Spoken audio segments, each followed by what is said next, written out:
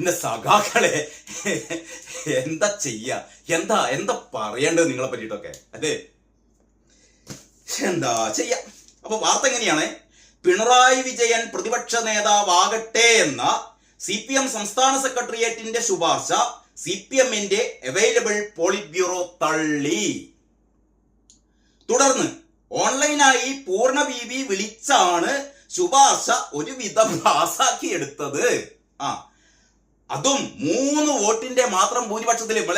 നമ്മളെ ധർമ്മടത്ത് ജയിച്ച മാതിരിയുള്ള ഒരു തോൽവിയാണിത്. വെറും 3 വോട്ടിന്റെ ഭൂരിപക്ഷത്തിന്. പൂർണ്ണ PB യോഗത്തിൽ മലയാളികളായ MA baby, MV Govindan, A Vijayaraghavan, 3 മഹാവട്ടന്മാരുണ്ടല്ലോ. ആര്? A വിജയരാഘവൻ, പിന്നെ അപ്പൻ ഗോവിന്ദൻ, പിന്നെ നമ്മളെ ബേബി സഖാവ്. ഇവരുടെയും മൂപ്പരുടെ വോട്ടും വിജയന്റെ വോട്ടും തന്നെയും വോട്ടില്ലായിരുന്നുവെങ്കിൽ പിണറായിക്ക് പ്രതിപക്ഷ നേതൃപദം ദുഷ്കരമാകുമായിരുന്നു.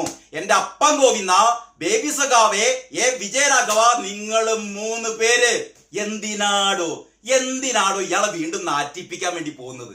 അറിയാഞ്ഞിട്ട് ചോദിക്കാണ്.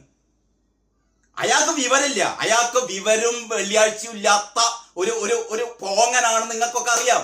ഇയാളെ വീണ്ടും ഇങ്ങനെ നാറ്റിക്കണോ വിജയരാഘവ? നിന്റെ ഭാര്യ തോറ്റുപോയത് തലയിൽ മറ്റതും കൊണ്ട് നടക്കുന്നോണ്ടാണ്. അതിന് ഇയാളെ വീണ്ടും നാറ്റിക്കണോ? അപ്പം ഗോവിന്ദ, ശ്യാമള തോറ്റത് ശ്യാമളയുടെ തോന്നിയാസം കൊണ്ട് കേട്ടോ. ആന്തൂർ സാജന്റെ ആത്മാവ് കൊല്ലിക്ക് പിടിക്കുന്നു നോക്കിക്കോ കേട്ടോ. ബേബി പാർട്ടിന്റെ സെക്രട്ടറി സഞ്ജിൻ തൂക്കി നടക്കുന്ന നിങ്ങൾ മൂന്നാള് വിചാരിച്ചിരുന്നുവെങ്കിൽ, നിങ്ങൾ 3 ആള് എതിർത്ത് വോട്ട് ചെയ്തിരുന്നുവെങ്കിൽ പിണറായി വിജയൻ പ്രതിപക്ഷ നേതാവായിട്ട് ഇരിക്കില്ലായിരുന്നു കേട്ടോ.